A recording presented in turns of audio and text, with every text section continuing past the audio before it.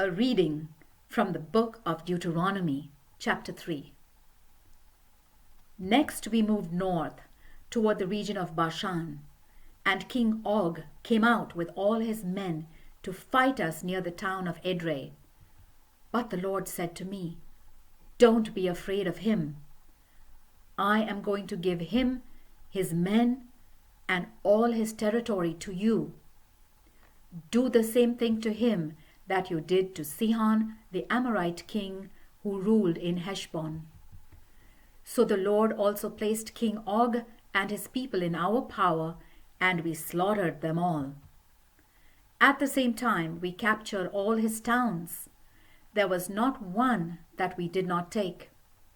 In all, we captured 60 towns, the whole region of Argob, where King Og of Bashan ruled. All these towns were fortified with high walls, gates, and bars to lock the gates, and there were also many villages without walls. We destroyed all the towns and put to death all the men, women, and children, just as we did in the towns that belonged to King Sihon of Heshbon. We took the livestock and plundered the towns. At that time, we took from those two Amorite kings the land east of the Jordan River, from the Arnon River to Mount Hermon.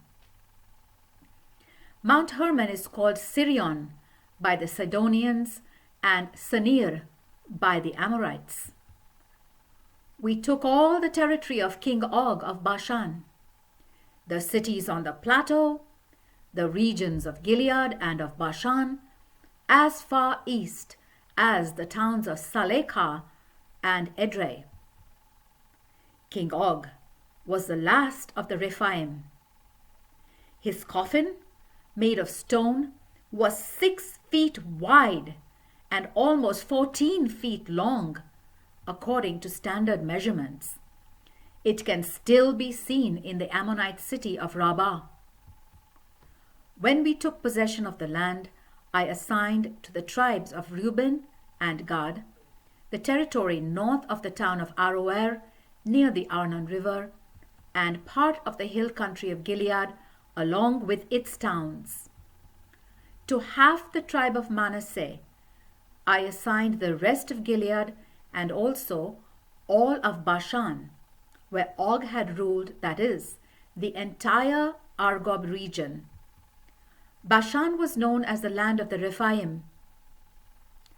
Jair from the tribe of Manasseh took the entire region of Argob, that is Bashan, as far as the border of Gashur and Maacah. He named the villages after himself, and they are still known as the villages of Jair. I assigned Gilead to the clan of Machir of the tribe of Manasseh, and to the tribes of Reuben and Gad, I assigned the territory from Gilead to the Arnon River. The middle of the river was their southern boundary, and their northern boundary was the Jabbok River, part of which formed the Ammonite border. On the west, their territory extended to the Jordan River, from Lake Galilee in the north, down to the Dead Sea in the south, and to the foot of Mount Pisgah on the east. At the same time, I gave them the following instructions. The Lord our God has given you this land east of the Jordan to occupy. Now arm your fighting men and send them across the Jordan ahead of the other tribes of Israel to help them occupy their land. Only your wives, children, and livestock, I know you have a lot of livestock, will remain behind in the towns that I have assigned to you. Help the other Israelites until they occupy the land that the Lord is giving them west of the Jordan, and until the Lord lets them live there in peace, as he has already done here for you. After that, you may return to this land that I have assigned to you. Then I instructed Joshua, You have seen all that the Lord your God did to those two kings, Sihon and Og, and he will do the same thing to everyone else whose land you invade. Don't be afraid of them, for the Lord your God will fight for you."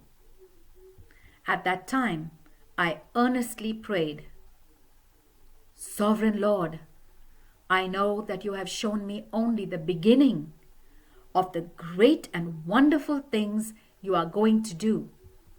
There is no God in heaven or on earth who can do the mighty things that you have done.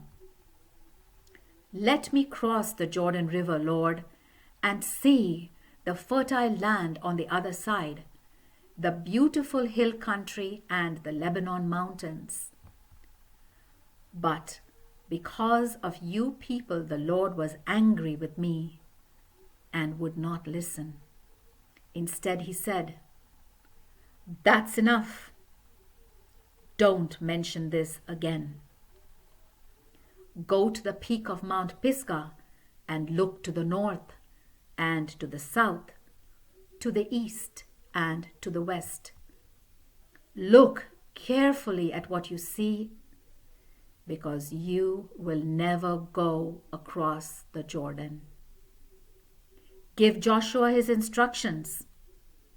Strengthen his determination, because he will lead the people across to occupy the land that you see. So we remained in the valley opposite the town of Beth Peor. The word of the Lord.